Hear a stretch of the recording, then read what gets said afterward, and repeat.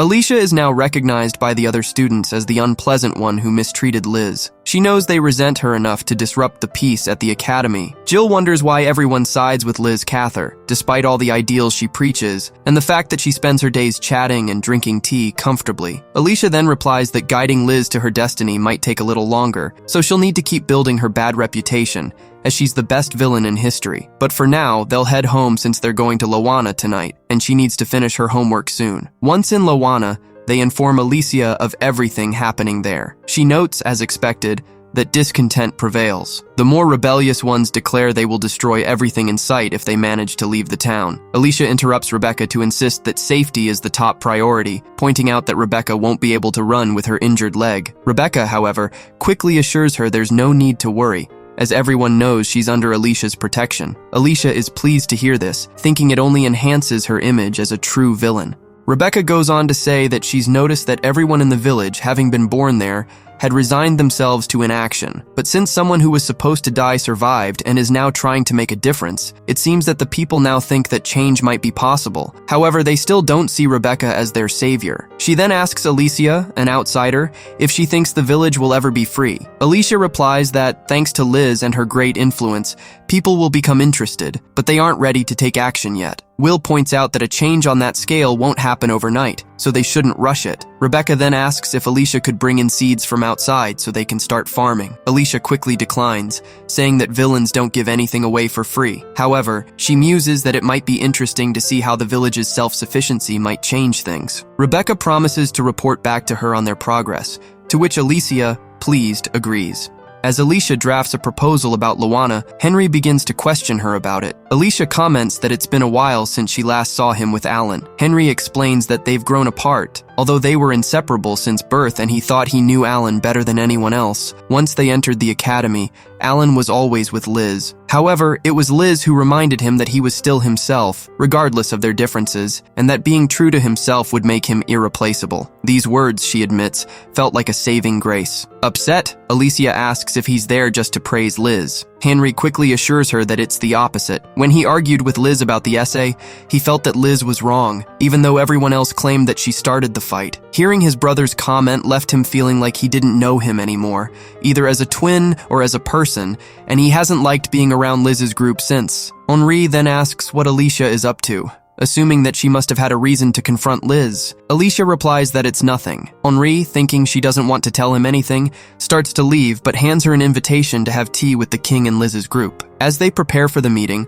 Albert warns Alicia to be careful with her words. Alicia knows that having tea with the king is not a common event, as it is referred to as the Saints test in the game, where earning saint points through correct answers unlocks the true ending. Normally, the villainess doesn't participate, but this time she has been invited, possibly as a test to see how closely she is monitoring Liz. When they arrive, Liz greets them warmly. Alicia responds with a quick apology for burdening Liz with her presence, but Liz responds that it is a joy to have her there. Finn comments that their relationship is a mystery. No one knows if they are friends or rivals, which he finds fascinating. While Liz insists that they are great friends, Alicia quickly replies that no, they are not friends. The king enters and thanks everyone for being friends with his son, encouraging them to relax. Alicia observes Liz thanking the king, noting that she's standing closer to him than his own son. It's clear to Alicia that Liz has the hero's nerves of steel. Alicia knows that in the game, this segment requires significant effort to unlock the true ending, but responding kindly was never her forte. Also, with her presence as the villain, events are unfolding as they did in the game. Her brother's disdain is also in line with the story, though only Henri behaves differently. Gail and Eric openly hate her, while Finn and Curtis maintain their distance, positioning themselves between her and Liz. Duke, however, stands out. In the game, he only smiles at the heroine and was always distant with Alicia, fueling her animosity. Yet here, things seem slightly different. This Saints test has become the Villains test. The king addresses Alicia and asks if she recalls predicting Duran's financial downfall 3 years ago. Alicia immediately remembers it was when she snuck into the academy. Apparently, The king had read what she wrote on the board. He comments that, just as she predicted, events are unfolding exactly as she said. Liz appears concerned and surprised, questioning how Duran could be going bankrupt, as they had supposedly implemented successful economic measures. Alicia interrupts, explaining that there was a mismatch between their productive capacity and purchasing power, and that the measures Liz mentioned from 4 years ago were merely a temporary fix. Anyone could have seen they wouldn't last. She adds that assuming things will resolve themselves without long-term planning isn't Liz's strength. This causes discomfort among Liz's followers, but Alicia knows the king is testing her. She continues, pointing out that Duran's economy collapsed in Durkis, and that ignoring this could impact them as well. She then asks Liz for her thoughts. Liz responds that they should form an alliance with Duran. Alicia counters, arguing that it's unwise to ally with a bankrupt nation, as there's nothing to gain. Liz replies that she feels sorry for Alicia, saying she's only focused on profit, while true help requires sincerity. Alicia retorts that if sincerity were enough, Duran wouldn't be bankrupt. Eric interjects, telling Alicia it's her turn to share her perspective. Alicia quickly suggests that, with Duran weakened, they should make it a vassal state. Liz thinks it's cruel to suggest conquest, but Alicia argues that the kingdom's main concern is Laval, a larger nation with whom they have a complicated relationship. Conquering Duran might prevent Laval from doing so, which would be strategically advantageous. Gale agrees, mentioning that his father has observed tension on the Laval border. Liz then asks what would happen with the people's opinion in Duran. Alicia responds that prioritizing a neighboring kingdom's happiness at their own risk is foolish. If Liz truly wants to help, she should think about the future. Instead of relying on foreign aid, Duran needs to rebuild its economy independently. For instance, they could increase profits by exporting local products. Liz suggests that Duran, known for its potatoes, could enhance their value and sell them abroad. Liz's followers praise her idea, calling it brilliant. The king seems pleased, commenting on the brilliance of the young people before him. Alice, for her part, is relieved, believing she has passed the villain's test. On the way back, she comments that she is exhausted, as the conversation soon turned to Liz after the king left, leaving her feeling repulsed. As Alice walks down the hallway and examines the royal family portraits, one catches her eye. Duke appears and tells her that the portrait shows her father and grandfather from long ago, adding that he inherited his skin tone from his mother. Alice knows that the king has an older brother who is now not on the throne, making her curious,